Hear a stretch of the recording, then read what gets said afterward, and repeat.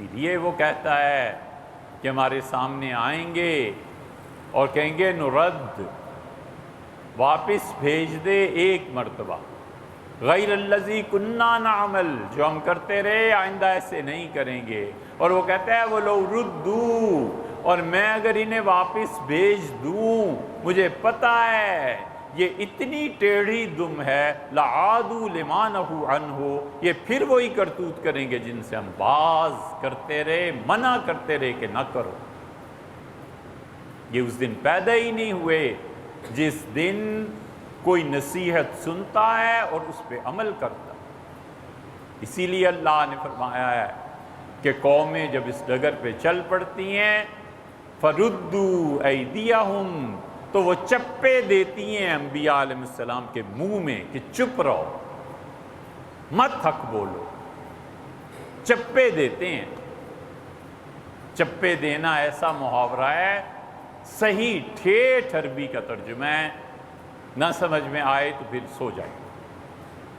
فَرُدُّوا أَيْدِيَهُمْ، انہوں نے ان کے منہ میں چپے دیے، ان کے منہوں میں، اور کہا بس کرو، لے آؤ جس عذاب کا تم کہتے ہو۔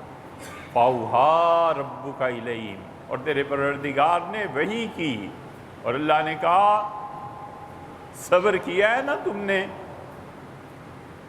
کوئی حرج نہیں ہے، تم میرا پیغام دینے کے کام کرتے رہے ہو۔ لَنُهْلِكَنَّ الظَّالِمِينَ، اب ہمارا عذاب آئے گا اور ہم اس ظالم قوم کی جڑ اکھیڑ کے رکھ دیں گے۔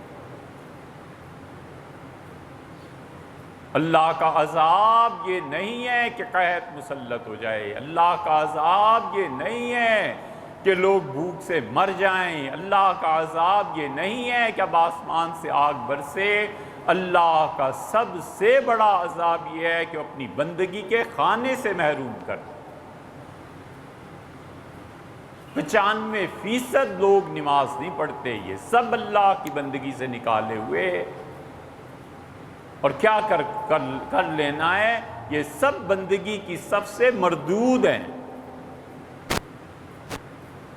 اللہ کا سب سے بڑا حق یہ ہے کہ آدمی سجدہ کرے، پیشانی رکھے، کہے میں آپ میرے مالک ہیں، کہے آپ میرے آقا و مولا ہیں، آپ کے بڑے حقوق میں نے ضائع کر دی ہیں، آپ ہی ہیں جس کے پاس آنا ہے، آپ ہی ہیں جو حساب لینے، آپ ہی ہیں جو میرے ساری زندگی کے انعامات کا مرجع اور ماوا ہیں۔ اور وہ کہتے ہیں اٹھو یہاں سے، خبردار جو کبھی شکل دے اکرے سو، ہمیں اس کی آواز سے ہی نفرت ہے، دے دو مانگنے سے پہلے۔